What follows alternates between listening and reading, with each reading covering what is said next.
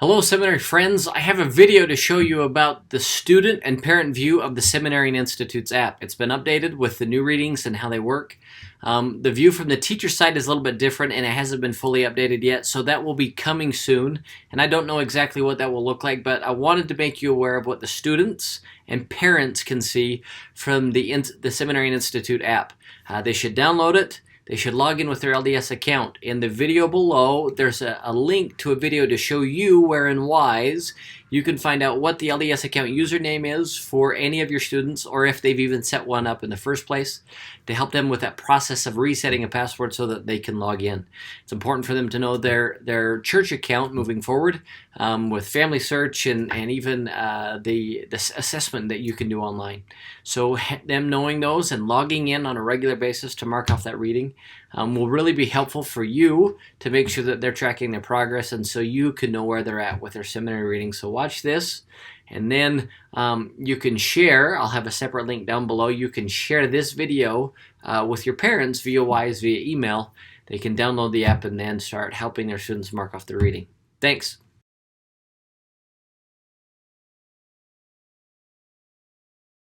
Hello students, I'd like to introduce to you the new LDS Seminaries and Institutes app to help you through your progress in seminary towards graduation and as well as an institute. Go ahead and go to Google Play or go to iTunes and type in LDS Seminary and Institute, as you see here. The app should look like this one here, and go ahead and download it. Mine is downloaded. I'm going to go ahead and open it up. And when you come to this point, it'll ask for your LDS account username or password. Now, hopefully you remember both of those. If you do not, go to this website, ldsaccount.lds.org. Go there and you can recover either your username or your password. If you have created one before and tied it to your membership, do not create a new one. Please go through the steps of recovering your username and password, and that will be the best thing to do. The two pieces of information that you need are, number one, your birth date, which I hope you remember, and number two, your membership record number. Your membership record number can be found on LDS Tools. Your parents can find it under your own membership information, or a member of the bishopric have access to that to give you your membership record number. If you've never created one before, you'll need both of those pieces of information as well. So go ahead and go through that first before you move on. You need to make sure that your LDS account is tied to your membership, which then can tie to your seminary account. I'm going to go ahead and log in here with a student account. So once you log in, it will bring you to this page. What this is telling you is you can switch from seminary to institute when you switch that roles. If you click on settings there, you can go ahead and switch between those particular roles. I'm going to go ahead and touch on Get Started. So it should bring you to this page here. This page is the same for both students and parents. First, we see readings. Let's look at that. New for the 2019-2020 school year, the reading section of the app will look like the following. As of right now, nothing is marked off. The student I'm looking at right here is a senior, and so the readings from past semesters have not yet been updated. I've been told that they will be updated, but in the meantime, if a student knows they have completed all the readings for previous years, they can go ahead and do that. Since we're studying the Gospels, however, we read the Come Follow Me reading for the Come Follow Me schedule. Let's go to New Testament. According to the Come Follow Me schedule, we should be somewhere in the second half of the New Testament.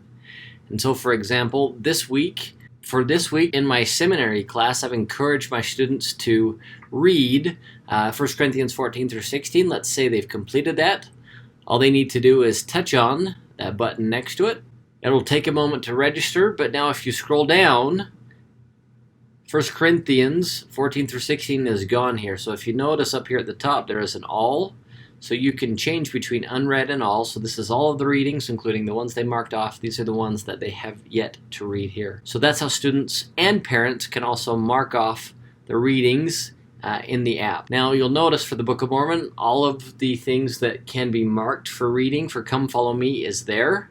However, because we do not know how the scripture readings will be divided for either the Doctrine and Covenants or the Old Testament, you will notice there is only one thing to mark there. This student is also my son, so I can go ahead and I can mark off all of the Doctrine and Covenants readings which they did last year, knowing that they completed those as well. And so you can see it's now been recorded. If I go back, it now has those completed. Just to clarify, the reason you see 101 down here is there is 1 reading to mark off for the Doctrine and Covenants, 49 for the Book of Mormon, 1 for the Old Testament, and then 50 for the New Testament. And that's why you see 101 there. Under attendance here, let's go ahead and click on that. That exclamation point means I have fallen under the credit threshold. So I'm going to go ahead and touch on that. And in this case, I'm at 67%. I need to be above 75%, so I need to do some makeup work. So I can touch on my days absent here, and it brings me to this page where it shows me the makeup work that I need to do to make up for what was done in class. If there is no information here, you're going to have to visit with your teacher as to what your makeup work should be. You can find this makeup work in particular in the Home Study Seminary Guide for the Doctrine and Covenants that can be found in the Gospel Library app. You can complete that assignment, Unit 1, Day 1, and then turn that into your teacher to complete that makeup work. Back here on this page, we see there's no assessment score. That's because an assessment hasn't been taken yet. Down below here are some class details, where you're taking seminary and who your teacher is. Looking at the bottom here, first we see graduation. Let's touch on it. Under graduation, in this case, this person is a junior, and so they're in their 3rd year of seminary. The check marks next to Book of Mormon and New Testament indicate that they have received credit for both of those years. All of their reading, attendance, and assessment is taken care of for those. If you see an exclamation point here, it means you're missing something, so you do not have credit for that particular year. That's why you have your teacher's name right there next to questions, so that you can ask them particular questions related to how you can get credit. Let's go ahead and go to Profile. So the first thing, it will bring you to your seminary information, where you take it, who's in charge of your classes, and who your current teacher is. I'm going to go ahead and touch on Family Contact. Now, under Student Contact, there is no information here listed.